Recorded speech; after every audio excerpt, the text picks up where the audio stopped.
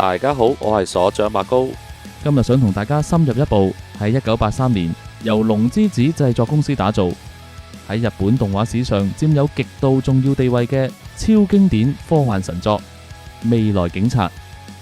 如果你係個資深動漫迷，你一定會覺得時空穿越、cyberpunk 高科技都市同埋記憶喪失嘅主角呢啲元素好熟悉。早在1983年，即係幾十年前，《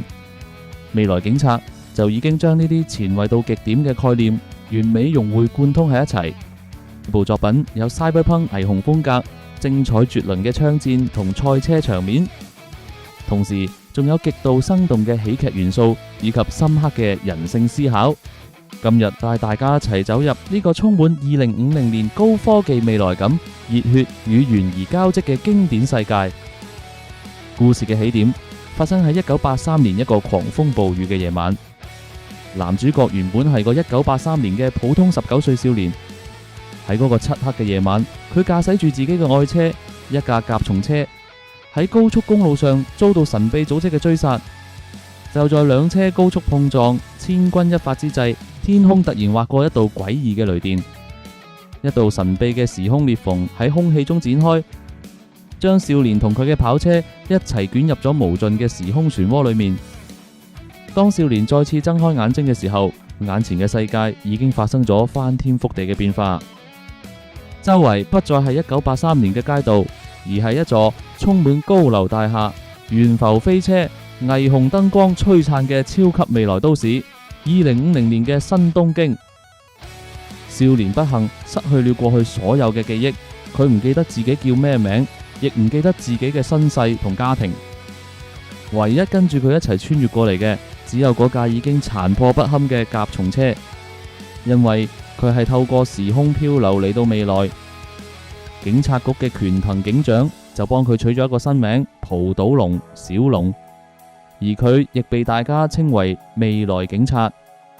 失去了記憶嘅小龍，因為擁有從1983年帶過嚟嘅特殊超能力——超能反應與超敏捷體能，被2050年嘅新東京警察局特別招募，加入專門打擊高科技犯罪嘅機動特警部隊——機動刑事機動隊。喺呢個特警部隊裏面，小龍遇到了兩位影響佢一生命運嘅生死夥伴。克勞德係團隊裏面嘅副手，性格冷靜嚴謹，擁有極高嘅偵察頭腦與神準嘅槍法。佢平時講究生活品味，極度重視自己嘅外表同禮儀，同性格衝動熱血嘅小龍形成咗極度鮮明嘅對比。兩人一開始經常互相睇唔過眼，但喺一次又一次嘅生死關頭裏面，建立了超越生死嘅男兒友情。蘇菲亞係團隊裏面嘅女性核心成員，佢平時嘅另一個身份竟然係個溫柔嘅修女，性格體貼，心胸廣闊，經常喺小龍因為迷惘同失去記憶而痛苦嗰陣，俾予佢心靈上嘅慰藉。但喺執行任務嗰陣，佢駕駛重型戰術車輛，揮舞武器嘅英姿，同樣巾幗不讓鬚眉。這種奇妙嘅特警拍檔，開始喺2050年嘅新東京展開咗一次又一次打擊犯罪嘅驚險任務。如果話未來警察嘅主角群充滿魅力，咁佢嘅反派組織就更加係搶盡咗風頭。2050年嘅新東京表面上極度繁華高科技，但喺暗處一個龐大嘅地下犯罪帝國尼古拉黨控住整個城市嘅命脈。尼古拉黨擁有遠超警察想象嘅尖端黑科技、重型機械、兵器以及遍佈全球嘅犯罪網絡。佢哋嘅目標係徹底癱瘓新東京嘅秩序，建立屬於佢哋嘅地下王國。尼古拉黨旗下最核心亦係最受觀眾歡迎嘅大幹部就係羅比德。羅比德係一個極度崇尚古典美學、金髮碧眼、舉止優雅嘅貴族型反派。佢每次出場都身穿華麗嘅服裝，對戰術同美學有住近乎偏執嘅要求。羅比德同主角小龍之間建立咗一種極度微妙嘅宿命宿敵關係。羅比德欣賞小龍嘅勇敢與不屈，而小龍亦喺多次交手中感受到羅比德身上嗰份孤高與原則。這種正邪雙方互相尊重又互不相讓嘅智鬥，成為咗全劇最精彩嘅看點之一。講到未來警察，就絕對唔可以唔提佢個前衛到令人髮指、Cyberpunk 美學同武器裝備。龍之子製作公司喺1983年就將美式漫畫嘅霓虹色彩同日式科幻完美結合，高聳入雲嘅摩天大樓，穿梭喺半空中嘅光纖軌道，霓虹燈光閃爍嘅地下酒吧，充滿立體全息投影嘅未來街區。呢種視覺風格展現咗日本動畫黃金時代無與倫比嘅想象力。小龍最愛嘅甲蟲車，雖然依架1983年嘅舊款甲蟲車喺2050年睇起來極度古董，但經過警察局裝備科嘅改造，安裝咗反重力噴射引擎同高分子防彈裝甲，變成了可以喺空中飛翔、地表極速飆車嘅超能戰車。特警專屬武器左輪手槍，配備咗多種功能性彈藥，從高爆彈、麻醉彈到電磁干擾彈，配合小龍嘅超能反應，喺槍戰場面裏面展現出極流暢嘅動作設計。未來警察全劇一共50集，故事唔單止有爽快嘅打怪打犯罪，更有條極度引人入勝嘅懸疑主線。小龍到底是咩人？佢為什麼會穿越到2050年？隨住故事嘅推進，浦島龍喺執行任務嘅過程中，斷斷續續會閃過一些1983年嘅記憶碎片。那個狂風暴雨嘅夜晚，那個追殺佢嘅神秘黑衣人組織，小龍一直在痛苦中掙扎。佢一方面渴望找回記憶，回到屬於自己嘅1983年，另一方面佢又喺2050年建立咗深厚嘅友誼，愛上了新東京呢座城市同佢嘅伙伴們。來到故事中後段，一個驚天嘅真相逐漸浮出水面。原來尼古拉黨組織嘅最高首領費拉總統竟然同時空穿越技術有住密不可分嘅關係。費拉總統早就知道小龍係來自1983年嘅時空漂流者，而小龍體內蘊含嘅超能基因，正正就係解開未來高科技能源與時空控制嘅終極鑰匙。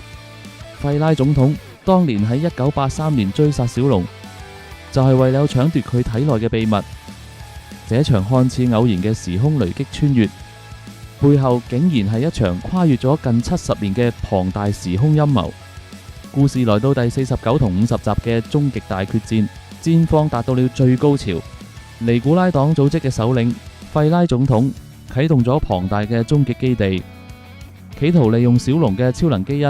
開啟龐大嘅時空門，將整個2050年嘅新東京徹底重塑與支配。喺最終嘅決戰裏面，羅比德發現咗手費拉總統嘅瘋狂陰謀，根本不在乎尼古拉黨幹部們嘅生死，只係將佢哋當成隨時可以拋棄嘅棋子。羅比德那份傲骨與美學受到咗極大嘅侮辱。喺最後關頭，羅比德選擇咗同費拉總統決裂，佢喺暗中幫咗小龍一把，讓小龍能夠順利衝入費拉總統嘅核心控制室。這場正邪宿命嘅對決，喺路德維希瀟灑又帶有一絲悲壯嘅告別中，展現咗極高嘅戲劇魅力。喺毀滅性嘅爆炸與時空漩渦裏面，不勒王嘅陰謀被徹底粉碎。就在這個時候，時空門喺小龍面前打開，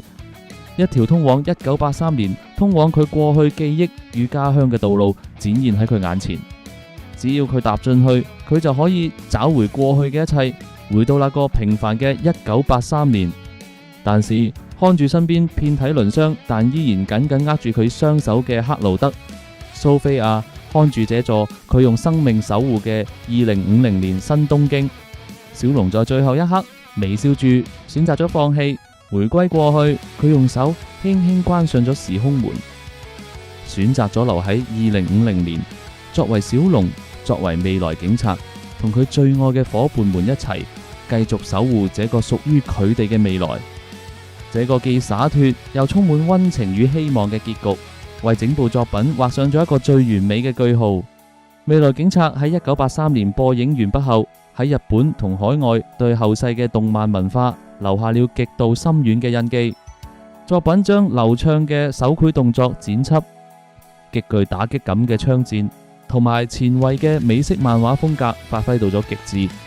未來警察成功開創咗失憶主角穿越未來打擊犯罪嘅經典模式。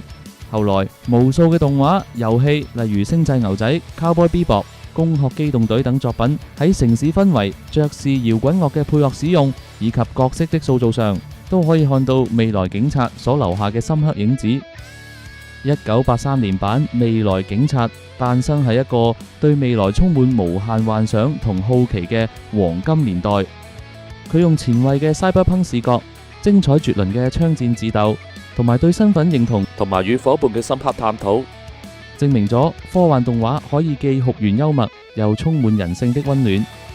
那個開住甲蟲跑車馳騁喺霓虹街頭嘅少年，那班嘴硬心軟、生死相隨嘅特警伙伴，同埋那個瀟灑又令人敬佩嘅宿敵路羅彼得，構成了這部作品永不褪色嘅光芒。